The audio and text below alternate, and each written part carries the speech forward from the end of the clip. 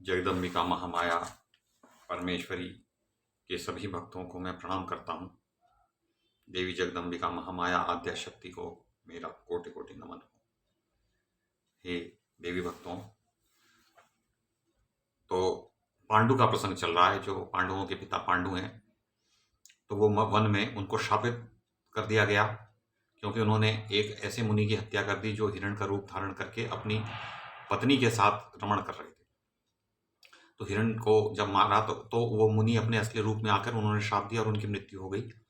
और शाप ये था कि जब तुम अपनी स्त्री के साथ ऐसे ही रमण करोगे तो तुम्हारी मृत्यु हो जाएगी। तो उसके बाद वो वन में रहने लगे। तब एक बार किसी ने एक बात की कि हे राजन, यदि तुम्हारे कोई संतान नहीं है तो तुम्हारी उत्तम गति नहीं होगी, क्योंकि संतानहीन की उत्तम गति नहीं होती, उसको नरक में गिरना पड़ सकता है। वैसे यूं तो वृक्ष भी अपने पुत्र होते हैं। यदि कोई संतानहीन हो तो किसी का पालन कर दे बच्चे का, या वृक्ष लगाए तो सब कुछ, और फिर भगवान की भक्ति करे बचने के लिए। तो स्वर्ग में जाने का वह अधिकारी नहीं होता जो कि संतानहीन होता है। तो राजन, किसी भी उपाय से पुत्र उत्पन्न करना आवश्यक है। तो पुत्र कितने प्रकार के होते हैं? शास्त्र क्या कहता है कि पुत्र कितने प्रकार के होते हैं? एक है अंशज। अंशज का अर्थ है कि जो स्वयं किसी व्यक्ति ने अपने वीर्य से उत्पन्न किया, वो अंशज पुत्र। दूसरा पुत्री का पुत्र, यानी अपनी पुत्री का जो पुत्र है, नाती, देवता जिसे बोलते हैं, वो भी अपना पुत्र। तीसरा क्षेत्रज। क्षेत्रज मीन्स का अर्थ है कि जो स्त्री है, स्त्री जिस पुरुष की स्त्री है उसने किसी और से उत्पन्न किया, जैसे कि व्यासदेव ने विचित्र वीर्य की दोनों पत्नियों से ये धृतराष्ट्र और पांडु को उत्पन्न किया, तो वो क्षेत्रज पुत्र थे। चौथा गोलक। गोलक पुत्र है जो पति के मर जाने पर जो स्त्री किसी अन्य पुरुष से कोई पुत्र उत्पन्न करे तो उसे गोलक बोलते हैं। पांचवा कुंड है कि पति तो जीवित है लेकिन स्त्री ने किसी अन्य पुरुष को उसका पिता बना दिया, किसी अन्य व्यक्ति से संपर्क किया, तो वो जो पुत्र उत्पन्न हुआ है वो कुंड है। छठा सहोड। सहोड का अर्थ है कि विवाह के पूर्व ही जो स्त्री गर्भवती हो गई, कन्या, जैसे कि ये कुंती हो गई, तो जो पुत्र उत्पन्न हुआ कर्ण, तो वो सहोड है। सातवां कानीन, कि कन्या ने पिता के घर पर ही छिपे रूप से जिसे उत्पन्न कर दिया। तो वास्तव में तो कुंती का ये पुत्र कर्ण जो है वो कानीन है, क्योंकि वो छुपकर उसका प्रसव किया गया, किसी को पता नहीं चला, तो वो कानीन है। और आठवां क्रीत का मतलब है दास। किसी को मूल्य देकर खरीद लिया और कहा ये तो मेरा बेटा है, तो वो, और घर का सारा काम कर रहा है वो, तो वो क्रीत है। तो उन्होंने कहा कि इसके अतिरिक्त वन में मिला हुआ, अब इन 8 के अतिरिक्त 11 प्रकार के कुल मिला के पुत्र हैं, तो 8वां जो है वो किसी वन में मिला हुआ। तो यानी जंगल में कोई बच्चा कोई मिल जाए, किसी को कोई छोड़ जाते हैं लोग, लड़कियां छुड़वा देती हैं कि बदनामी ना हो विवाह से पूर्व। तो वन में मिला हुआ, किसी का दिया हुआ, किसी ने दे दिया, भाई मेरे पास 3 बच्चे हैं, एक तुम रख लो, तो दिया हुआ ये 11। और किसी निर्धन से पैसे देकर खरीदा हुआ, तो पैसे दे के खरीदा भी जाता है। जैसे आजकल जो वो होती हैं सरोगेट मदर्स क्या करती हैं कि वीर्य किसी अन्य का लेकर, पैसे लेके उसका बच्चा पैदा किया और उसको सौंप दिया। तो ये 11 प्रकार के पुत्र कहे गए हैं। इसमें से जो एक के बाद, पहले के बाद जो अंतिम की ओर हम चलते हैं तो वो निकृष्टतर होते जाते हैं, तो उनकी जो स्तर है वो घटता चला जाता है, इसमें कोई संशय नहीं है। तो पांडु ने अपनी कमल नयनी प्रिय पत्नी कुंती से कहा कि हे, तो ये वचन जो है उन्होंने कुंती को सुनाए। राजा पांडु को पता था कि 11 प्रकार के पुत्र होते हैं। तब कुंती ने कहा कि प्रभु, मेरे पास मनोरथ पूर्ण करने वाला एक ऐसा मंत्र है कि जिससे देवता हमें पुत्र प्रदान करेंगे। तो ये दुर्वासा मुनि ने यह मंत्र मुझे बताया था, तो आप कहें तो मैं किसी देवता को आमंत्रित करूं और ये मंत्र विफल नहीं हो सकता। तो उन्होंने कहा अच्छा ऐसी बात है। तो पांडु ने कुंती को मंत्र प्रयोग करने की अनुमति दे दी। तब कुंती ने प्रधान देवता धर्म को याद किया। तो धर्म, सबसे पहले तो उसने धर्म की बात की, क्योंकि हमारे जीवन में धर्म जो है धर्म है रक्षति रक्षितः।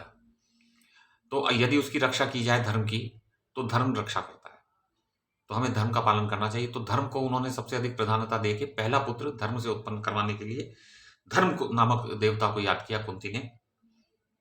तब वहां धर्म पधारे, उनकी कृपा से कुंती प्रथम पुत्र युधिष्ठिर की माता बनी। तो युधिष्ठिर को उन्होंने जन्म दिया, तो वो धर्म के अंश हैं। तो वायुदेव की उसके बाद 1 वर्ष के बाद में वायुदेव से भीम को उत्पन्न कराया। भीम को उत्पन्न कराया, वो वायुदेव के पुत्र हैं। 1 वर्ष के बाद, फिर उसके 1 वर्ष के बाद में देवराज इंद्र की कृपा से अर्जुन को उत्पन्न किया। और तो ये 3 पुत्र उन्होंने उत्पन्न किए। अब जो माद्री थी, जो उनकी दूसरी पत्नी, वो बोली मुझे भी चाहिए बच्चा, तो तुम मुझे भी मंत्र बताओ। तो माद्री ने पतिदेव पांडु से कहा, कुरुश्रेष्ठ मुझे भी पुत्र दीजिए। महाराज मैं क्या करूं, प्रभु मेरा भी दुख दूर करना आपका परम कर्तव्य है। तो इस तरह से वो बोलते थे। ये उनके वास्तविक वचन है, जिस तरह से उन्होंने कहा वही वचन लिखे हुए हैं और ठीक उसी तरह से वार्तालाप हो रहा है। माद्री की बात सुनकर पांडु ने कुंती से मंत्र बता देने का अनुरोध किया। तो कुंती बड़ी दयालु हृदया थी, बहुत दयावान थी वो। तो उन्होंने माद्री को मंत्र बतला दिया। तो पति की अनुमति से माद्री ने एक पुत्र के लिए मंत्र प्रयोग किया, लेकिन वो अश्विनी कुमार जो जुड़वा भाई हैं, जो यम के भैया हैं, सूर्यदेव के 5 पुत्र हैं, 5 बच्चे हैं, जिनमें एक यम और यमुना तो जो है ये संज्ञा से उत्पन्न है, और छाया से शनिदेव, और दोनों अश्विनी कुमार उत्पन्न है। तो संज्ञा और छाया से इस प्रकार क्रमशः ये 5 संततियां उनके हैं सूर्यदेव की। तो अश्विनी कुमार आ गए। उनके अनुग्रह से माद्री नकुल और सहदेव इन 2 पुत्रों की जननी बन गई। तो नकुल और सहदेव जो है यमल थे, यानी जुड़वा बच्चे थे। तो इस प्रकार 5 देवराज देव कुमार पांडव क्षेत्रज पुत्र हुए। तो क्षेत्रज का अर्थ है कि किसी आपात स्थिति में किसी अन्य ने उत्पन्न किया पत्नी, किसी पुरुष की पत्नी के लिए। एक समय की बात है, आश्रम सुनसान था, कोई था नहीं, केवल माद्री थी और ये राजा पांडु थे। तो वो काम वासना उनके मन में आ गई। तो माद्री ने बहुत मना किया कि महाराज कुछ ना कीजिए, आपको शाप है, लेकिन वो नहीं माने। उनके सिर पर मृत्यु नाच उठी, मतलब वो मरने वाले हैं।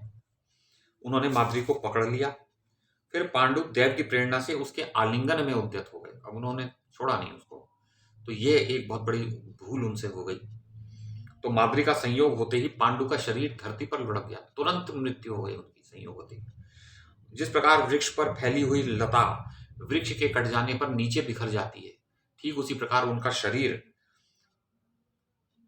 पड़ा था, और उनके धराशायी होते ही माद्री, जो कि लता के समान थी वृक्ष की, वो भी ऐसी ढेर होकर पड़ गई। उसकी आंखों से आंसू बह रहे थे। उस समय कोलाहल सुनकर रोती हुई कुंती, 5 लड़के और दोनों और महाभाग मुनिगण भी वहां आ गए। तो जितने मुनि लोग रहते थे, सीधे साधे होते हैं मुनि, तो वो सब वहां आ गए। उन्होंने कहा ये क्या हो गया भाई। तो सभी व्रतशील मुनियों ने गंगा के तट पर पांडु के मृत शरीर का विधि पूर्वक अग्नि संस्कार किया। तो माद्री सतियों अग्नि संस्कार इसलिए किया जाता है कि जो बचे खुचे पाप हैं वो अग्नि के संयोग से जलकर भस्म हो जाते हैं। तो अग्नि संस्कार हिंदुओं के लिए है, मुसलमानों के लिए दबाने का विधान है, और ईसाइयों के लिए। तो ईसाई लोग पूछते हैं कि जब अल्लाह ने कहा है कि दफन करो तो तुम लोग जलाते क्यों हो, मुसलमान लोग ये पूछते हैं कई बार। तो ये कोई भी बात एक तरह से नहीं होती। तो पहले जलाने का जो ये रिवाज है, ये जो रीति है, ये अब से नहीं है, ये तो करोड़ों वर्षों से चली आ रही है। और इस्लाम जो है और ये जो ईसाइयत है, ये नया धर्म है, इसमें उन्होंने बदल दिया थोड़ा सा। तो ऐसी कोई बात नहीं है, कई तरह से मृत शरीर को ठिकाने लाया जा सकता है। तो उसके बाद सतियों की सत्यता प्रदर्शित करने के लिए, जो माद्री थी वो भी सती थी और वो भी सती थी, बहुत ही पतिव्रता थी। तो माद्री ने कहा मैं तो सती होंगी, और कुंती ने कहा मैं भी होंगी। लेकिन लोगों ने उसको रोक लिया कि ये भाई एक तो चाहिए, एक माँ तो चाहिए 5 बच्चों के लिए, अगर दोनों चली गई तो बच्चों को कौन पालेगा। तो उन्होंने कुंती को सती नहीं होने दिया। तो माद्री सती हो गई, और अपने बच्चों को उसने धर्म को साक्षी रख के दोनों बच्चे नकुल और सहदेव को उनको सौंप दिया। तो नकुल जो है ये संसार के सबसे सुंदर व्यक्ति रहे हैं नकुल, सहदेव थोड़ा कम थे। और वो सहदेव जो है वो पशुओं को बहुत अच्छा पालते थे, पशुपालन में, पशु चिकित्सा में विशेषज्ञ थे। ये बात बाद में आएगी। तो जलांजलि देने के बाद वहां के निवासी मुनिगण 5 पुत्रों के सहित कुंती को हस्तिनापुर ले आए, क्योंकि अब हस्तिनापुर वापस आ गई वो, क्योंकि उनके पति पांडु वन में रहना चाहते थे। जब वो ही नहीं रहे तो वो वन में रह के क्या करेंगी, तो इसलिए वो वापस आ गए भीष्म पितामह जहाँ रहते थे हस्तिनापुर में। और धृतराष्ट्र के नगर, तो कुंती के आने का समाचार पाकर भीष्म, विदुर तथा धृतराष्ट्र नगर में निवास करने वाले और भी अनेकों व्यक्तियों के साथ वहां आ गए। उन्होंने उनका स्वागत किया और उनसे शाप का रहस्य जानकर उपस्थित सभी व्यक्तियों ने कुंती से पूछा, वरानने, सुंदर मुख वाली, वर आनने, आनन मतलब मुख, ये किसके बच्चे लड़के हैं? तो कुंती बड़ी दुखी थी। उन्होंने उत्तर दिया, कुरुवंश में उत्पन्न हुए ये सभी बालक देवताओं के हैं। यह मैं बिल्कुल सत्य कह रही हूं। और विश्वास दिलाने के लिए कुंती ने सभी देवताओं को बुलाया, आवाहन किया। तो संपूर्ण देवता आकाश में आकर विराजमान हो गए और वो ये बोले, सब देवता निस्संदेह ये हमारे पुत्र हैं। तो देवताओं ने साक्ष्य दिया। तो भीष्म जी ने देवताओं के वचन का अनुमोदन करने के साथ ही पुत्रों का भी यथोचित सम्मान किया। अब तो वो स्वागत करने लगे, जब देवता प्रकट हो गए तो फिर सब सम्मान करेंगे भाई, तो उन लोगों का। फिर उन बालकों को और बहु कुंती को लेकर भीष्म प्रभृति सभी सज्जन हस्तिनापुर में रहने लगे और प्रसन्नता पूर्वक समुचित धन व्यय करके सबकी रक्षा का प्रबंध कर दिया। सबके ऊपर उन्होंने अंगरक्षक, बॉडीगार्ड्स नियुक्त कर दिए। इस प्रकार कुंती के सभी पुत्र उत्पन्न हुए और भीष्म जी ने उनका पालन पोषण किया। तो अब इसके बाद कौरव और पांडवों के इतिहास हम पढ़ेंगे, उनकी कथा आएगी और फिर उसके बाद में जो राजा परीक्षित हैं उनकी बात आएगी, जो कि अर्जुन के पुत्र अभिमन्यु, अभिमन्यु के पुत्र ये परीक्षित, बस यही बचे थे महाभारत युद्ध के बाद, और इनकी भी मृत्यु हो गई थी बाद में। तो ये सब कथाएं हम पढ़ेंगे। तब तक देवी भागवत पुराण में जिनकी महिमा उद्धृत है, और ये सब उन्हीं की महिमा है, उन देवी जगदम्बिका भगवती महामाया को मेरा कोटि कोटि